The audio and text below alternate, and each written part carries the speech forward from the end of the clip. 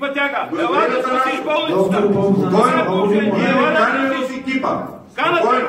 Сега, това, което предлагаме, е първите 5 месеца втори адрес, за да спасиме здравните пътеки, да спасиме тия 200-300 хиляди, които ги получаваме. Да спасиме Санданската болница. Чакай.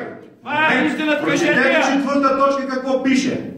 Санданската болница отива на кино. Чрез нас искат да се спасят. Ще стигнем и до Чрез нас искат да се спасят. Доктор Богданов, много ми моля вас, ви слушахме много добре. Ще ме слушате! Да, слушахме ви. Аз съм ви гласоподавател. Слушахме ви с цялото ни уважение. Господин Попадразов, четвърта точка пише, че трябва ние да придобиеме собственото Санданската болница.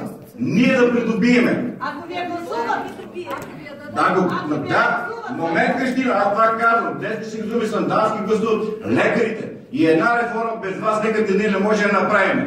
И няма да я направите, аз ви обяснявам. Кой ще поема отговорността тогава дигната до опазване в този град? 150 души са се подписали. Да, че няма да ние не ликвидираме. Това го правим за да спокойно на работа. Подписката е при вас. Не, говорим с факти.